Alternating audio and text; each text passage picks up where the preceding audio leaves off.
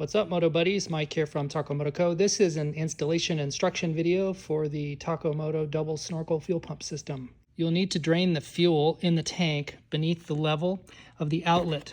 This here is the spillover mark. You'll need to have the fuel either be already that low. You can siphon it out with a ball check type siphon or some type of siphon to remove the fuel down to the level beneath that. Or if you have the Taco Moto fuel transfer kit, you can connect it to the fuel pump to provide power, and you can remove the fuel either through the outlet port here on the top of the pump. If you do remove the clamp and the hose, be very careful to not break the plastic barb off of the fuel pump. You could remove it there at that port, or you could come down here to the quick disconnect and you could disconnect the fuel to the injector, and you could plug in your fuel transfer hose and then run that hose into some type of gas can to collect the fuel. Once the fuel level is beneath the outlet port of the tank itself, you can remove the OEM fuel pump. Prepare for the installation of the hose assembly into the tank by removing the two magnets off the bottom of the sinkers on each wing. We need to decide where we want our low fuel light sender to be, and most riders will typically put that about 5 to 6 inches above the bottom of the lowest level of the fuel area, and so that's typically about one hand, your fingers wrapped around. And so if we put our fingers here and we bring that down, this is about the level where we'd want that. And so we can use the provided zip ties to secure the bottom and the top. With the side magnets removed and the level of our fuel indicator set to our hose, we'll start by beginning to install the hose into the tanks. And so the longer hose will go into the left side of the tank. And with this cutaway tank, you'll see how that's to be done. You're just going to start feeding that into the left wing, and it will naturally find its way down. The right side also goes in to the tank. Some tanks will have little bump outs or little architectural features of how they're designed, and you can look down the neck of the filler to make sure and identify that you're feeding it in. Once you get to this point and it's ready, you're ready to feed this down. Notice that these hoses here are very flexible, and they'll just kind of crimp in, and quite easily this will slip into the center of the tank. You can remove the rubber band that secures the sending lights to the hose. Your kit contained a package of grease. Apply some of this to the inside of your hose as well as the outside. If you don't have our grease packet available, you can use any petroleum-based grease. Do not use synthetic greases as they don't dissolve in gasoline. You can also use a petroleum-based spray lubricant like WD-40 or similar. Plug in the connectors for the sender unit. Install the fuel pump assembly into the opening by holding the hose into the upper right corner of the opening, and with the fuel pump positioned in the normal manner so that the outlet hose is facing down, start moving it into the opening. Now notice that our sender wires here need to be tucked in, so we're just going to take those, and as this unit goes in, make sure to slide the wires in so that they will fill the cavity. It's time to install the hose onto the bottom of the barb of the pump. And remember earlier how I talked about this is to be lubricated, the hose is to be lubricated, and I even put some of the grease here on the inside of the clamp. And so I'll slide that over, and then using needle nose, we're going to take this and place it up onto the bottom of the barb. One thing to point out is the orientation of the clamp.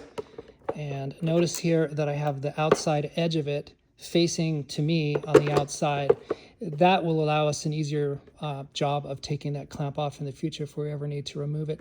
So we'll put that in a position that makes it easy to get our pliers on. Some of these kits will ship with a pair of tab ear pliers, or you may have some like tile snips that you can use as well. We're just going to place this so that the hose has about 1/8 of an inch visible at the top of the clamp, and then once you've got it in a good position, you can just pinch your pliers to secure the clamp. Once your clamp is on secure and tight, I like to grab the hose with a pair of needle nose and then slide this clamp out of the way of the opening of the tank. We need to push it up towards the fuel pressure regulator.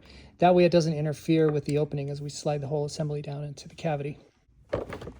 Give everything one last look. Make sure that none of the wires are poking out. Make sure that nothing is going to interfere as this thing slides down into the opening. I also want to make sure that this tank has been cleaned. If there's any dirt, grease, or debris on here, we would have cleaned that after we removed the OEM tank. We don't want that to interfere with the sealing of the new O-ring on the new pump.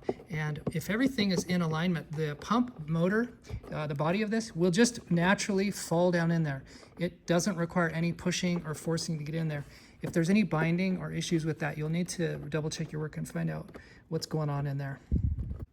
Taking a look at our cutaway tank, you'll see that the wires here for the fuel sender, they've just gone into the tank and they will live naturally quite well here within the opening of the tank.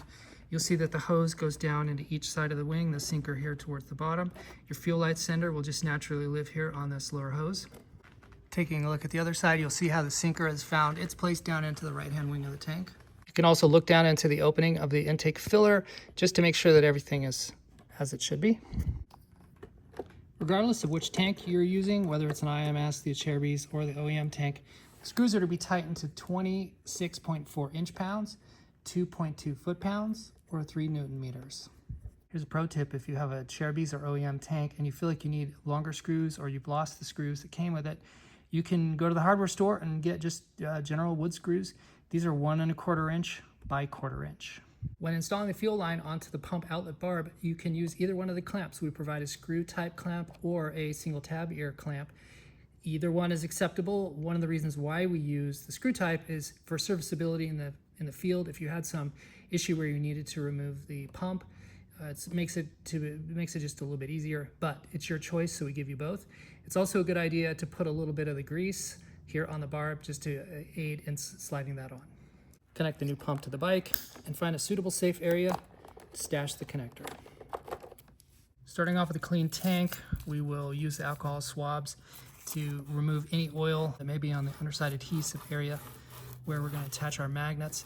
Once we've cleaned this area, we need to make sure that the alcohol is completely dry, and so you can either air dry that or use a suitable rag, clean rag, to wipe the area off. Before removing the adhesive on the back of the magnet, it might not be a bad idea to just test fit exactly where you think you're going to want to place this. Notice that the hose will move around.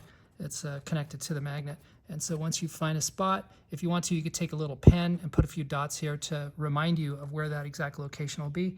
But once you've found that area, remove the adhesive tape and secure the magnet pad to the tank. Do the same thing for the other side. Now with the system installed, you can make sure that you have enough fuel in the center cup to prime the pump. It is required to have a small amount of fuel, 1 inch or 2 of fuel in the center cup, so that it can prime. Once the system is primed, then it will start drawing from the 2 wings and continue the operation. So with the tank filled as much as you'd like, but at least with some fuel here in the center cup, you can prime the bike, start it, check for leaks, make sure everything is running as normal. If you have any questions about the system, the installation, how it works, want to purchase one, anything else regarding the Takomoto double snorkel system, reach out to us in all the usual ways. We'll have the links below in the notes. Thanks for watching. Like, subscribe, go out, get some adventure.